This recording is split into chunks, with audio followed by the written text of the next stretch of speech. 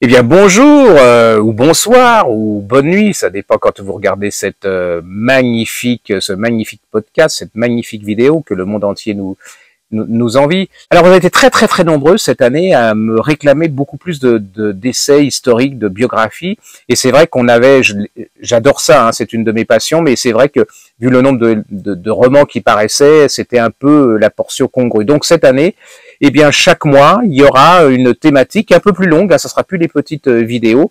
Ça sera une vidéo beaucoup plus longue sur un thème. Et là, cette fois-ci, eh ben, ça sera des livres d'histoire. Vous aurez aussi un peu plus tard une thématique sur Saint-Maur et littérature pour les gens qui habitent à Saint-Maur, mais aussi pour les gens qui habitent très loin, parce qu'en fait, vous verrez que les livres dont on parle dans cette thématique sont des livres universels, éternels et d'immenses écrivains. Premier livre de cette nouvelle chronique, c'est un livre qui m'a beaucoup appris, qui m'a surpris, qui m'a passionné, qui se lit comme un roman. Hein.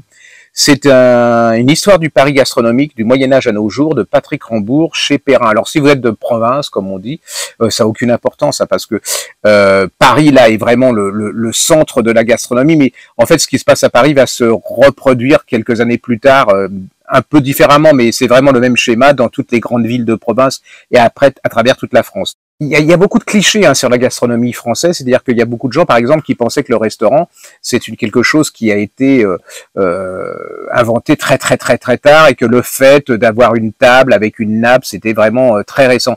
Et pas du tout. Alors ce livre commence dès le Moyen-Âge jusqu'à nos jours avec les food trucks. Hein, il est très large. Et là, vous allez apprendre, mais vraiment découvrir plein de choses. Moi, j'ai découvert que dès la Renaissance, il y avait déjà beaucoup d'auberges, de cabarets, où alors on pouvait manger déjeuner sur une table avec une nappe, avec des couteaux, des fourchettes, avec aussi, alors ce qui est assez étonnant, des sortes de précurseurs des guides gastronomiques avec les prix de toutes les auberges de la ville ou de la province. Et là, vous allez aussi découvrir la naissance du restaurant, hein, qui est au XVIIIe siècle, en fait, qui est une sorte de super auberge pour les gens qui ont les moyens, où là, vous avez la notion de la carte avec les prix. Vous avez réserver une table. Alors vous avez aussi, c'est beaucoup plus cossu, tout est beaucoup plus élégant. Vous avez aussi des espaces privés où vous pouvez manger, déjeuner ou dîner entre vous. Et ça va jusqu'au food truck. C'est absolument, ça se lit comme un roman. Moi j'ai commencé. Alors en plus, vous pouvez le lire. Vous prenez un chapitre qui vous intéresse plus, mais vous allez voir, vous allez vous faire avoir parce qu'une fois que vous commencez à lire ça, vous dites ah oui là ça c'était ah et puis voilà et puis vous allez faire vraiment il y a plein de clichés de stéréotypes qui vont sauter et vous allez apprendre, et c'est une bonne manière d'apprendre l'histoire à travers la gastronomie. Et pour en rester dans le même genre, vous avez qui est plus ancien, de Stéphane Hainaut et Jean-Michel l'histoire de France à pleines dents. C'est chez Texto. C'est le même principe, hein, c'est l'histoire de la France à travers la gastronomie, à travers les saveurs, les recettes. Et là, vous allez découvrir l'histoire de la France et vous allez voir comment. Alors, on ne sait pas si c'est l'histoire qui forge la gastronomie ou si c'est la gastronomie qui forge l'histoire. C'est peut-être tout simplement les deux, hein, qui sont. Il y a de la connexion entre les deux. Allez-y, c'est un petit livre de poche. Hein, ça vaut pas très cher. C'est 11 €. Et c'est vraiment hyper bien fait. Alors tout ce que je vous conseille, c'est lisible. Hein. C'est pas hermétique, c'est pas fait pour les historiens. C'est fait par des bons historiens, mais qui en plus savent écrire et se mettent à notre hauteur, hein, nous les simples mortels. Un des grands événements de cette année, hein, c'est le livre d'Olivier Viviorca qui s'appelle L'histoire totale de la Seconde Guerre mondiale chez Perrin, avec l'aide du ministère des Armées. Alors là, c'est le livre que tout le monde attendait. C'est-à-dire que il y a des tonnes de livres qui sont parus sur la Seconde Guerre mondiale, mais ça se cantonnait à l'armée, à tout ce qui était militaire. Et là, il va englober tout. C'est-à-dire la société civile, les idéologies, la politique. C'est vraiment, vous avez une vision. Puis alors, il va sur l'ensemble des continents. C'est-à-dire, c'est la Seconde Guerre, mais à travers, il va particulièrement parler de la Chine. Vous voyez, toute l'Asie. On parle beaucoup du Japon, mais souvent pas de la Chine. C'est pas non plus pour spécialistes. Hein. Faut faire un effort. C'est pour les gens qui sont passionnés, mais vous allez voir, vous allez apprendre vraiment beaucoup de choses, et ça vous donne vraiment un vrai panorama de la Seconde Guerre mondiale, le pourquoi, le comment, et puis l'épilogue. Et c'est plein de leçons, entre parenthèses, sur ce qui se passe actuellement. Hein. Je veux dire, on peut analyser certaines manières de penser, d'agir de certains hommes politiques et un peu dictateurs à notre époque qui se retrouvent dans ce livre. C'est vraiment intelligent, c'est brillant, c'est cultivé, c'est lisible partout. C'est vraiment pour moi l'un des événements. Si vous êtes captivé par et vous aimez la Seconde Guerre mondiale et tout ce qui touche ça, c'est un indispensable. Et même, si dans l'absolu, vous voulez seulement un livre pour tout connaître sur la Seconde Guerre mondiale, vous lisez ça et vraiment, vous aurez beaucoup de renseignements. C'est vraiment une pure merveille. Alors, on va rester dans la Seconde Guerre mondiale. Il y a un type qui m'avait fasciné parce que j'avais l'air vraiment... c'était immonde. Enfin, sa tête, tout, c'est... Mon Dieu. Mais qui...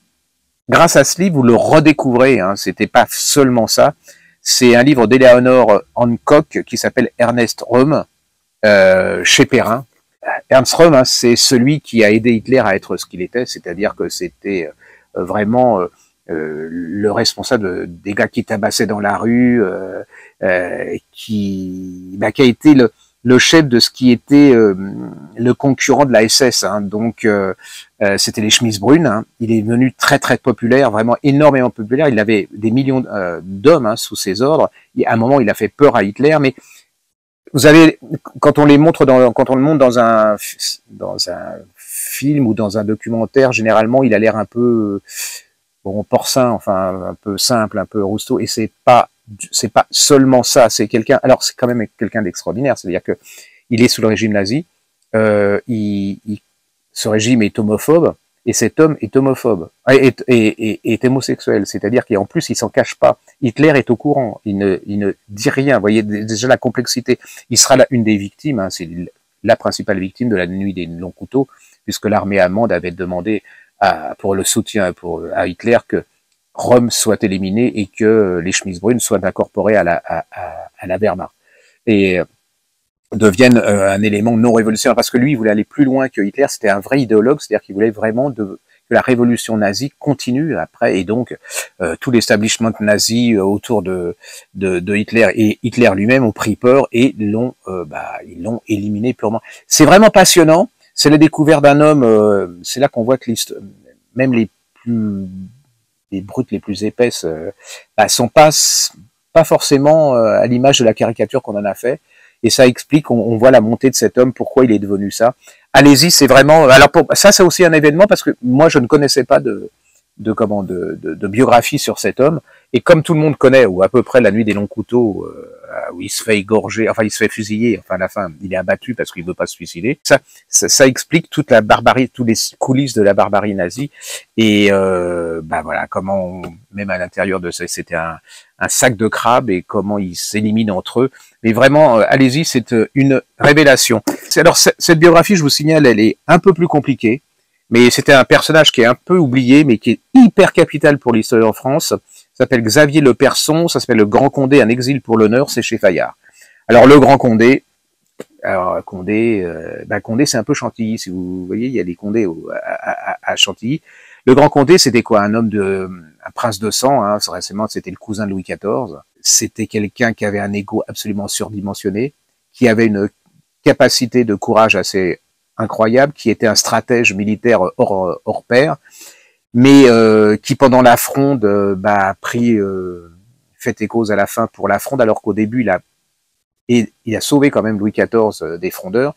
Il avait un ennemi personnel, hein, c'était Mazarin, et en fait, vous voyez, dans ce livre, c'est le combat entre ces deux hommes, souvent à la limite, hein, c'est-à-dire que ça peut basculer d'un côté comme de l'autre.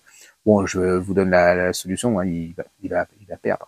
Il va Mazarin est très intelligent, mais des années après, il va être forcé de partir en exil, mais des années après, il reviendra et, en quelque sorte, Louis XIV, politiquement, lui pardonnera. C'est une figure très brillante, très intelligente, mais qui est bouffée, c'est le moment de le dire, par son ego. Et en fait, ce livre, c'est 3 égos. C'est Louis XIV, c'est Mazarin et c'est le Grand Condé. Et c'est en même temps toute l'histoire de la fronde avec ces grands princes qui veulent prendre le pouvoir, garder leurs privilèges et utiliser entre autres le Parlement à leur fin.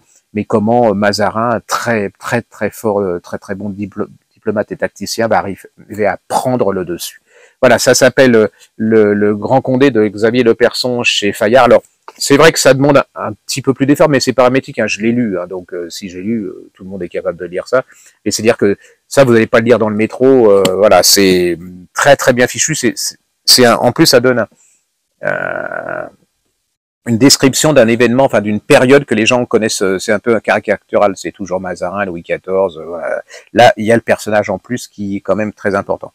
Alors, une autre personnage, alors là, c'est aussi un livre qui fait sauter les clichés, les caricatures. C'est d'Emmanuel de Varesquiel, s'appelle Jeanne du Barry, une ambition au féminin, c'est chez Taillandier. Alors lui, il avait fait un Fouché, hein, qui était absolument extraordinaire, qui est en poche, hein, c'est chez Texto, si vous l'avez pas lu, chez Taillandier. Et il a fait aussi un Talleyrand, qui est absolument fabuleux. Il écrit très très très très bien. Alors la du Barry, hein, pour l'histoire, hein, jusque-là, c'était quoi? Une prostituée pas très intelligente, qui a réussi à capter grâce à ses capacités sexuelles un Louis XV vieillissant et dépressif, et ça se bornait à ça. Alors, faut dire que toute l'histoire est écrite par des hommes. En plus, il y a eu beaucoup de libelles dont on a utilisé, voilà, et les libelles étaient anti du Barry à l'époque, et c'est loin d'être ça. C'est une femme, alors, qui s'est pas mêlée de politique, hein, pour ainsi dire. Elle a compris que la Pompadour, qui était avant elle, hein, ça vient à la suite de la Pompadour. Il y a la Pompadour meurt. Il y a un moment, il sait pas très quoi faire, Louis XV, et comme il est assez dépressif, elle va arriver et elle va le remettre frais et dispo, comme dirait l'autre, et elle va avoir une importance. Alors au niveau de l'art, c'est incroyable, au niveau des mobs, de la peinture, de la façon de vivre dans le quotidien. Elle va quand même changer. C'est un visage assez important dans l'histoire française, dans les mœurs françaises.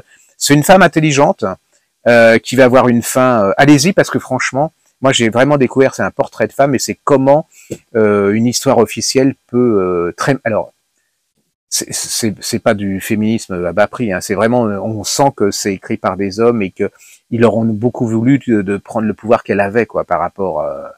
Et elle a une fin tragique, hein. C'est le fameux. Elle avait un petit garçon qui s'appelait Zamor, vous savez, qui était noir et qu'elle adorait, mais que elle considérait un peu, c'est horrible à dire, mais pas comme un chien, mais comme voilà, comme et quelque part à la Révolution, il y a eu la discorde entre eux, et quelque part à la Révolution, c'est lui qui l'a condamnée, puisqu'il l'a dénoncée. Elle a été décapitée avec cette fameuse phrase qui est peut-être pas vraie, qui est apocryphe, qui dit encore une minute, monsieur le bourreau. Voilà. Donc allez-y, c'est un très très beau portrait de femme, c'est une réhabilitation qui est objective, enfin dans l'absolu elle est objective, c'est pas du noir et du blanc, c'est vraiment, il prend tout, il a accès à de nouveaux documents. Et en plus, il y a des, regardez, elle était quand même, elle était assez bon, alors les pannes ne vont pas en faire une moche, enfin non, mais franchement, et vous avez voilà, et vous avez alors comment elle va transformer les appartements de Versailles, comment il va y avoir les tout petits appartements, comment il va y avoir les repas privés. C'est toute une évolution des mœurs de vie française, c'est-à-dire que ça commence en haut et on va les retrouver en bas. Et puis tous les meubles, il y a le style Louis XV, en fait, quelque part c'est le style du Barry, hein. C'est elle va faire vivre beaucoup tout ce qui est les grandes entreprises françaises, comme pour la porcelaine, les tapisseries. Elle va reprendre un peu ce qu'avait fait Colbert. C'est vraiment une femme, j'ai vraiment découvert, hein. C'est vraiment Emmanuel de Varesquiel, Jeanne du Barry, c'est chez Taillandier, c'est vraiment excellentissime. C'est Alison Vert, ça s'appelle Catherine d'Aragon, les reines maudites, c'est chez Hauteville. Je vous mets au défi, quand vous allez commencer à le lire, de vous arrêter. Je me suis fait avoir pendant les vacances, je vous dis, ça m'a énervé comme pas un. Il y en a 860 pages. Alors, vous savez, une série Netflix, c'est-à-dire il y a eu les Tudors, The Crown, vous savez, c'est ce genre de truc, une fois vous commencez le soir, et puis jusqu'à la fin, et là vous commencez, et vous allez voir cette femme, qui a été, alors c'est pareil, il y a cette fameuse série que j'avais adorée qui s'appelait Les Tudors, où elle était décrite, et même pour les gens, c'est une bigote, catho, pas très intelligent, enfin intelligente, mais voilà, qui a pas su comprendre son époque. En fait, faut dire qui elle est, hein. C'est la première femme d'Henri VIII. En fait, elle avait été mariée au frère d'Henri VIII, qui était vraiment l'héritier de la couronne, mais le frère est mort, et donc, le père d'Henri VIII va dire, bah, puisque le fils est mort, on va le mettre au deuxième fils, Henri VIII. Elle va l'adorer, elle va l'aimer. Et ce qui est assez extraordinaire, c'est que ils vont s'aimer, c'est-à-dire que, et là vous la voyez arriver de l'Espagne, hein, c'est une jeune femme qui est habituée à l'Espagne, c'est-à-dire très catholique, très, et là elle débouche dans une Angleterre qui est quand même autre chose. Vous voyez comment le voyage en bateau est absolument incroyable, extraordinaire. Vous allez voir comment elle va apprendre l'anglais, comment elle va essayer de, et puis ils vont vraiment beaucoup s'entendre. Le truc, c'est qu'elle doit faire un enfant. Elle est là pour faire un enfant. Il faut une lignée. Et elle ne va pas y arriver. Et là, Henri VIII commence un combat absolument de harcèlement, de haine. Il va tout faire pour, il va vouloir divorcer. Donc là, on est à la base de l'anglicanisme, hein, c'est-à-dire la séparation des deux églises. Mais c'est surtout le portrait d'une femme. Vous allez voir cette femme, comment elle est courageuse, comment elle est. Alors en plus, elle est aimée parce qu'elle aide beaucoup les pauvres. Elle est aimée du peuple anglais. Le problème, c'est qu'il y a Anne Boleyn derrière. Et Anne Boleyn, il se dit, je vais peut-être avoir un enfant, elle est plus jeune, avec elle, je peux pas en avoir, donc, et elle va finir apparemment d'un cancer, hein, certainement laminée par le combat. Elle aura une fille, hein, qui est Anne, qui est Marie, pardon, Marie, vous savez, le Mary Bloody, le Bloody Mary, pardon, le Bloody Mary, parce qu'elle était sanglante, elle a fait exécuter, mais ça c'est pareil, on en reparlera, mais Marie la sanglante n'était pas aussi, enfin, elle est loin de la caricature qu'on en a faite. Et puis Anne Boleyn aura une fille, elle n'aura pas d'enfant. Vous savez comment finit Anne Boleyn. Voilà, c'est la première, et qui sera Élisabeth Ier, qui sera une des plus grandes souveraines anglaises de tous les temps. Allez-y, c'est un feuilleton, c'est un livre d'aventure, c'est un livre d'histoire, c'est un livre d'amour, c'est un livre d'horreur, parce que franchement, là, il en fait voir. C'est un livre sur la condition féminine sous l'époque d'Henri VIII. Ça a l'air découvert d'un Henri VIII aussi, parce que avant qu'il soit Henri VIII, le Barbe Bleue, il était un Henri VIII jeune, brillant, chevalier, enfin voilà, ouvert sur le monde. Et puis on va voir que les années passant, ça va se recroqueviller et qui va devenir quelque chose d'absolument abominable. Allez-y, voilà, vous aimez les livres de détente pure et simple, vous lisez ça, et je vous mets au défi de vous arrêter. C'est vraiment. Et alors, si ça vous plaît, il y en a un autre, c'est toute une série. Il y a aussi le Anne Boleyn pour redécouvrir, mais celui-là est vraiment extraordinaire parce que c'est vraiment une femme qu'on connaît pas. Anne Boleyn, tout le monde connaît à peu près Anne Boleyn, mais Catherine d'Aragon, faites un micro-trottoir, c'est pire que Franck Riester, quoi. Je veux dire, personne le connaît, quoi. Donc, ça s'appelle Alice Unver, c'est Catherine d'Aragon, Les Reines Maudites, c'est chez Hauteville. Ça, c'est génial, mais j'ai pas fini. Parce que quand j'aime l'histoire, j'aime l'histoire. Hein. Vient de paraître un des historiens qui a un des plus beaux styles français. Hein. Ce sont des romans, mais c'est vraiment, c'est époustouflant, rien que pour le style. Moi, je le dirais, hein, même. Je veux dire, je donne toute l'œuvre d'Emmanuel Schmitt pour une page de Camille Pascal. Vous voyez, donc c'est pour vous dire. Ça s'appelle L'air était tout en feu chez Pocket. C'est encore une histoire de femme. C'est incroyable parce qu'en ce moment, on a beaucoup d'histoires comme ça, de biographies. Il faut tout lire de lui. Hein. Tout est en poche. C'est absolument extraordinaire. Il va vous faire découvrir des femmes méconnues et que vous allez vous dire qui ont eu leur importance, mais qui ont pareil squeezé par une histoire qui fait passer à la trappe pas mal de femmes soi-disant qui n'en valaient pas la peine. Alors elle, c'est la duchesse du Maine. Alors elle, la duchesse du Maine, c'était en fait la femme du plus ancien bâtard de Louis XIV avec Madame de Montespan. Et quand Louis XIV meurt, Louis XIV, il fait un petit testament et puis il dit c'est lui qui sera régent et qui va, voilà. Manque de peau, il y a Philippe d'Orléans qui est à côté et lui, il veut la place. Hein. Alors elle, c'est vraiment, elle n'est pas bâtarde, hein, c'est une des plus grandes princesses françaises, d'une très très grande famille. Elle a un ego, c'est même pas surdimensionné. Ça, vous voyez, voilà. Elle est consciente de son sang, de son rang, et va commencer un combat, mais pour ainsi dire, à mort avec Philippe d'Orléans, pour éliminer Philippe d'Orléans et que son mari prenne la suite de Louis XIV. Alors c'est un peu des banquignoles, hein. Je vais pas être méchant, mais c'est une bonne description de cette période où on voit on voit comment la France aurait pu basculer, mais bon. Alors ça va jusqu'au complot avec les Espagnols, c'est incroyable. Hein, il y a Voltaire qui arrive là-dedans, et puis le mari en fait quelque part, il n'avait pas très envie, franchement, de de devenir régent ni quoi que ce soit, hein, absolument. Enfin, d'après ce qu'on lit là. Et alors, en plus, elle était toute petite. Attention, c'est pas une diatribe. Hein, moi aussi, je suis tout petit, mais elle était pas très belle. Elle était prétentieuse, ambitieuse. Alors, ambition, c'est une belle chose, mais prétentieuse, arrogante. Elle se piquait de littérature, enfin la totale. Et elle a mené son mari au désastre, hein, et elle va finir très très très mal. Je vous laisse. Mais allez-y, c'est une pure merveille. Je redis la même chose, même si vous n'aimez pas l'histoire. C'est vraiment l'histoire d'une femme, et c'est vraiment écrit d'une manière comme on n'écrit plus, quoi. C'est-à-dire, ce type, il est. Quand on pense qu'il a fait les discours de Castex, franchement. Il méritait mieux. Je pensais que c'était paru dans cette rentrée littéraire, et dans une des chroniques, j'ai dit bah oui, c'est un livre qui va passer à l'as pendant la rentrée littéraire. Le problème, c'est qu'il est déjà paru en mois de juin apparemment, et je l'ai découvert. Vous savez, c'est comme tous les livres, on en a des piles. Il y en a un qui tombe, on ne sait pas pourquoi, on le regarde. Je regarde la couverture, Charlotte Corday, charmante femme. Je me suis dit hop, la baignoire, le couteau. Et donc ça s'appelle De la main d'une femme de Astrid Delage. C'est chez Grasset. Charlotte Corday, c'est une arrière-cousine de Charlotte. Et alors, dans la famille, Charlotte Corday, c'est un peu, quand vous avez un personnage célèbre, vous savez, on en parle, elle était... Et puis elle va décider avec ses cousines, entre elles, de rechercher qui était vraiment la femme derrière. Parce que Charlotte Corday, c'est une caricature, hein, c'est-à-dire qu'on en a fait une manipulée ou une royaliste un peu brinque-zingue qui prend son couteau et qui va massacrer Marat qui avait plein de boutons et qui meurt. Voilà, ça c'est la caricature. Alors, en plus, c'est un truc croisé parce que c'est un livre croisé, c'est-à-dire qu'elle parle autant d'elle que de Charlotte Corday. Et il y a un parallèle très intéressant entre la condition des femmes à notre époque et la condition des femmes à l'époque de Charlotte Corday qui était intenable. Hein. C'est-à-dire que les femmes ne votaient pas, elles avaient le droit de rien faire, les maris étaient maîtres de tout. Et alors, en plus, j'ai appris quelque chose, c'est-à-dire que je pensais que Charlotte Corday était royaliste, en fait, elle était républicaine. Mais elle était absolument outrée, républicaine libérale, hein.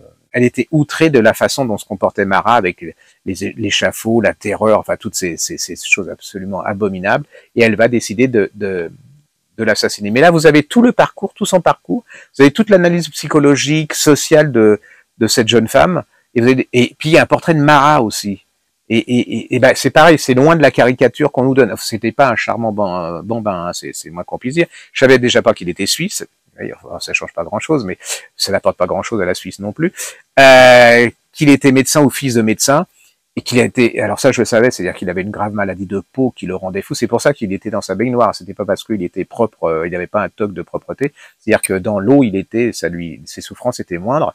Vous allez redécouvrir le personnage aussi autrement. Vous allez redécouvrir cette femme qui est très attachante, très intelligente, très brillante, et on voit que pour s'affirmer, elle n'avait pas d'autre solution que de tuer Marat. Et puis vous avez la découverte, de la charmante. Elle s'appelle Charlotte, c'est ça? Non. Elle s'appelle, non, elle s'appelle pas Charlotte. Astrid Delage, qui est une femme d'aujourd'hui à la recherche d'elle-même, qui se pense dans la société dans laquelle elle est. C'est vraiment une petite merveille. Et il m'est tombé sur le pied, il a eu raison, et c'est la preuve qu'un livre a un destin. C'est très sympa, très agréable à lire, c'est très bien écrit, et on apprend plein de choses, donc que demande le peuple, hein, c'est le moins qu'on puisse dire. Pour finir, ce type est brillantissime, cultivé, enfin comme moi, quoi, beau comme moi. Non, je sais pas. Il était chroniqueur sur France 5 dans le magazine de la santé, entre autres. Vous le connaissez tous, c'est Philippe Charlier. Donc Philippe Charlier, il a écrit avec David Alliot les autopsies des cœurs célèbres de Descartes, Napoléon, c'est chez Taillandé. Et alors il revisite l'histoire à travers ses autopsies. C'est-à-dire que vous allez apprendre plein de choses sur la mort de Napoléon, ce qu'il est vraiment, de quoi il est mort. Vous avez Gustave Flaubert, il sait exactement ce qu'il a. Voilà. Il y a toute une galerie. C'est très très agréable. Alors franchement, c'est très agréable. Vous avez plein de personnages. En plus, il y en a certains que vous connaissez pas, mais qui ont eu leur importance. Allez-y, ça s'appelle L'autopsie des cœurs célèbres chez Taillandé. Moi, j'ai adoré. Voilà. On va finir là. Hein. On va finir avec cette chronique. Si vous avez d'autres propositions, s'il y avait des livres que vous avez aimés et puis que vous aimeriez bien que je lise et que voilà, qu'ils soient mis en valeur. Signalez-moi et puis je lirai, puisque l'histoire pour moi c'est un vrai plaisir. Voilà, je sais que ça a été un peu long, mais je trouve qu'il y a à cette époque où à la télé ou dans les médias on n'a pas assez de temps. Je suis très content d'avoir fait cette chronique. Et puis si vous avez d'autres thèmes de chronique que vous aimeriez qu'on fasse sur 5, 6, 7 minutes, dites-le nous et puis on fera en sorte de le faire. Voilà, à bientôt.